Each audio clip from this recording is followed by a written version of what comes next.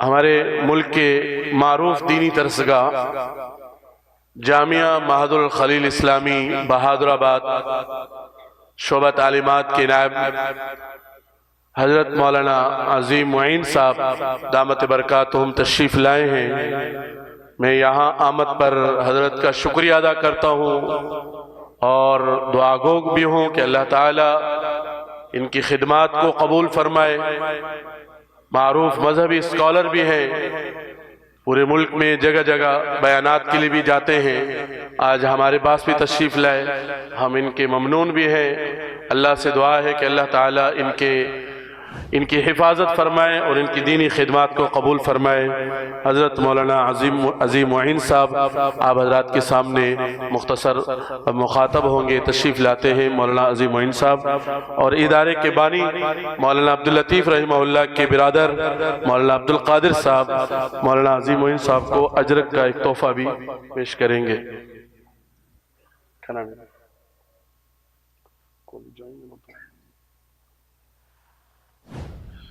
جزاک اللہ۔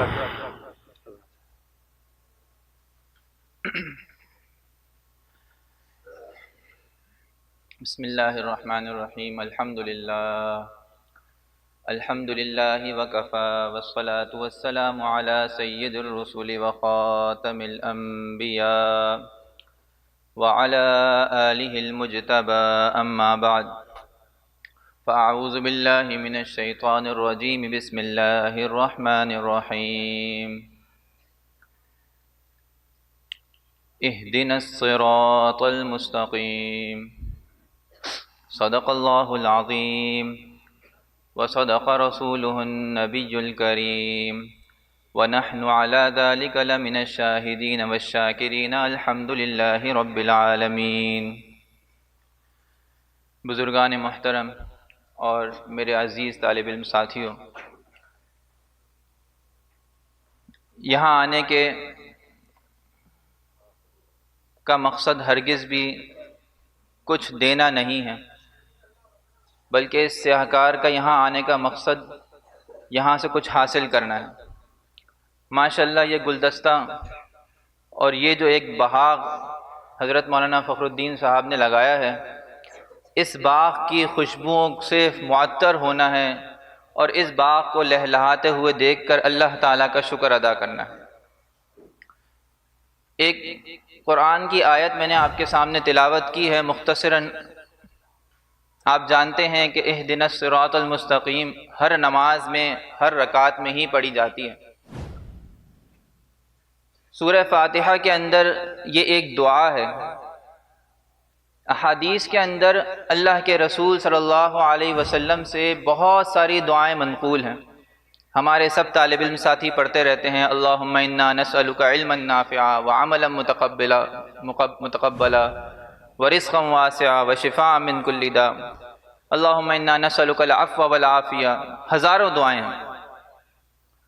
ان دعاؤں میں سے 40 کے قریب دعائیں وہ ہیں جو قرآن میں ذکر ہیں، جس کو ہم چہل ربنا سے تعبیر کرتے ہیں، یعنی جن دعاؤں کا ذکر اللہ تعالیٰ نے قرآن کے اندر خود کیا ہے۔ ربنا اغفر لنا ذنوبنا واسرافنا فی امرنا وثبت اقدامنا وانصرنا علی القوم الکافرین۔ اسی طرح اور بہت ساری قرآن کے اندر دعا ہیں، کچھ کہتے ہیں 40 ہیں، کوئی کہتا ہے اللہم کے الفاظ کو ملا لیا جائے تو 50 کے قریب ہو جائیں گے۔ ان 40-50 قرآنی دعاؤں کے اندر بھی ایک دعا ایسی ہے جو اللہ تعالیٰ نے قرآن کے اندر بھی رکھی، نماز کے اندر بھی رکھی، سورہ فاتحہ کے اندر رکھی، اور آپ جانتے ہیں کہ دن بھر میں انسان جتنی دفعہ نماز پڑھتا ہے اس میں اتنی رکعتیں پڑھتا ہے، اور جتنی رکعتیں پڑھتا ہے اس میں ایک دفعہ سورہ فاتحہ کی تلاوت کے اندر اللہ سے یہ دعا ضرور مانگتا ہے۔ سورہ فاتحہ کی ابتدا تحمید سے ہے، الحمدللہ رب العالمین، پھر تمجید ہے الرحمن الرحیم مالک یوم الدین، پھر اس کے بعد اپنی تواضع، اپنی انکساری، اپنی عاجزی کا اظہار ہے، ایاک نعبد و ایاک نستعین، اور پھر مانگی ایک چیز گئی ہے اللہ تعالیٰ سے، وہ چیز کیا ہے؟ اہدنا الصراط المستقیم۔ یہ صراط مستقیم ہے کیا؟ ہمارے علماء حضرات نے اس کا ترجمہ کیا ہے کہ ہمیں سیدھا رستہ دکھائیے، یا اللہ ہمیں سیدھا رستہ دکھائیے۔ امام بغوی رحمۃ اللہ علیہ فرماتے ہیں کہ سیدھا رستہ کون سا رستہ ہے؟ فرمایا جو افراط اور تفریط سے ہٹ کے رستہ ہے، جو دائیں بائیں مڑنے والا نہ ہو بلکہ سیدھا راہ حق کی طرف جانے والا ہو۔ ہمیں وہ والا رستہ مانگنے کی توفیق عطا کی گئی، وہ والا رستہ ہم سے کہا گیا کہ بار بار اللہ سے مانگو۔ آیا یہ واقعی سیدھا رستے کی دعا مانگ رہے اتنا ضروری ہے کہ اللہ تعالیٰ ہم سے بار بار کہہ رہے ہیں کہ یہ دعا مانگو؟ تو غور کیا جائے تو انسان کی پوری زندگی اسی کشمکش میں گزر جاتی ہے کہ جب دو معاملے اس کے سامنے آئیں تو اس کے اندر وہ افراط اور تفریط کو چھوڑے اور اعتدال والا سیدھا رستہ اختیار کرے۔ وَكَذَلِكَ جَعَلْنَاكُمْ أُمَّةً وَسَطًا، کہ ہم نے تمہیں کیا بنایا؟ ایک معتدل امت بنایا ہے۔ ہر حکم کے اندر اگر ہم دیکھیں گے تو جو اعتدال سے ہٹ کر راہ ہوگی وہ یا تو افراط ہوگی یا تفریط ہوگی، اور اس کے درمیان جانے والا رستہ جو ہوگا وہ حق کا رستہ ہوگا، سیدھا رستہ ہوگا۔ تو اپنے آپ کو ہم علم کے اندر اتنا مضبوط کریں، عمل کے اندر اتنا مضبوط کریں کہ جب ہم چلیں تو اس سیدھے رستے کے اوپر چلیں۔ ہمیں پتہ ہونا چاہیے کہ یہ رستہ سیدھا رستہ ہے، یہ افراط اور تفریط سے ہٹ کر ہے، یہ گمراہیوں سے ہٹ کر ہے۔ اپنی زندگی کے اندر ہم چند چیزیں پیدا کر لیں۔ میرے طالب علم ساتھی ہیں، مجھے اپنے شیخ حضرت اقدس مولانا یحییٰ مدنی نور اللہ مرقدہ کی باتیں یاد آ رہی ہیں۔ جب طلبہ کو سامنے بیٹھا ہوا دیکھتے تھے تو فرمایا کرتے تھے کہ طالب علموں اپنی قدر پہچان لو، کچھ کر لو، یہ وقت ہے تمہاری طالب علمی کا کچھ کرنے کا۔ اس وقت کے اندر اپنے آپ کو علم میں جھونک دو، اپنے آپ کو پڑھائی میں لگا دو، اس طرح کہ دنیا و ما فیہا سے بے خبر ہو جاؤ۔ حضرت شیخ الحدیث مولانا زکریا کاندھیلوی نور اللہ مرقدہ کا ایک واقعہ آپ بیتی میں لکھا ہے کہ فرمایا کرتے تھے کہ ایک موقع کے اوپر میری چپلیں کھو گئیں، درجہ ثالثہ کے اندر میری چپلیں کھو گئیں، 6 مہینے تک چپل خریدنے کی ضرورت ہی نہیں پڑی کیونکہ مدرسے سے نکلنا ہوتا ہی نہیں تھا۔ اپنے آپ کو علم کی راہ میں اتنا جھونک دیں کیونکہ یہی راہ حق ہے، یہی صراط مستقیم ہے۔ جو کچھ حاصل ہونا ہے وہ اسی سے حاصل ہونا ہے۔ اپنی زندگی میں تقوی کا اہتمام، اپنی زندگی میں اخلاص کا اہتمام، اپنی زندگی میں تواضع کا اہتمام، اپنے اساتذہ کرام کی خدمت، یہی چیز ہیں جو آپ کو اوپر لے کے جائیں گی، یہی چیز ہیں جو آپ کو راہ راست کی طرف لے کے جانے والی ہیں۔ ہمارے حضرت احمد اللہ علیہ فرمایا کرتے تھے کہ تم میں سے 4 آدمی بھی بن گئے تو پورے عالم کے لیے کافی ہو جائیں گے۔ اپنے آپ کو بناؤ، اپنے آپ کو تیار کرو۔ آپ بچے نہیں ہیں، آپ کل کا مستقبل ہیں۔ یہ نہ سوچیں کہ مجھے بڑا ہونا ہے تو مجھے بڑا ہو کر صرف ایک مسجد کا امام ہی بننا ہے، ہمیں بڑا ہونا ہے تو ہمیں ایک مدرس ہی بننا ہے، ہمیں بڑا ہونا ہے تو ہمیں ایک خطیب ہی بننا ہے۔ نہیں، جو آپ کو یہ بتائے کہ آپ کو صرف یہ 3 عہدے اختیار کرنے ہیں یا یہ 3 کام کرنے ہیں، غلط کہہ رہا ہے۔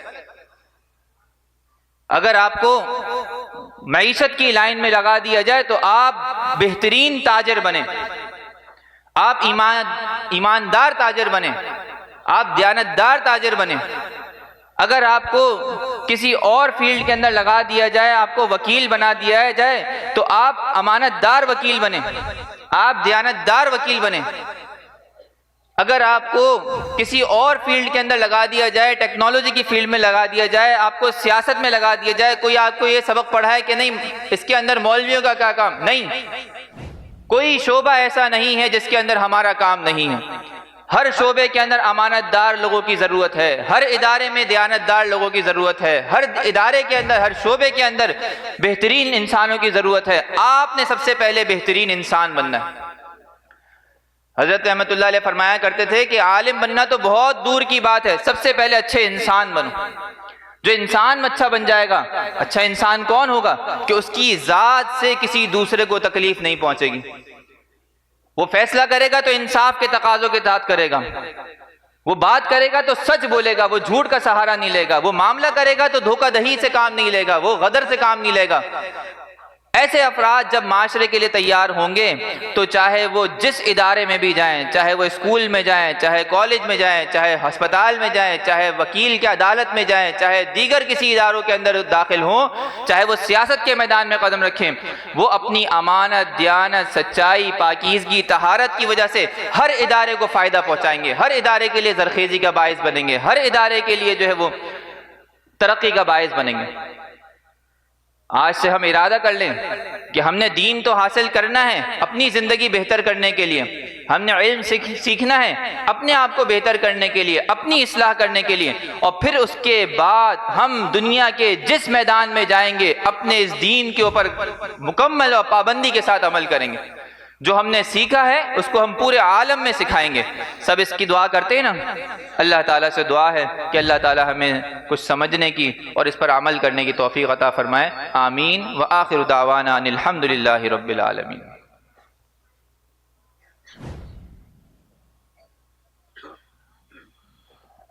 بہت شکریہ ہمارے مادر علمی معہد الخلیل اسلامی بہادر آباد کے روح رواں ہیں مولانا عظیم معین صاحب،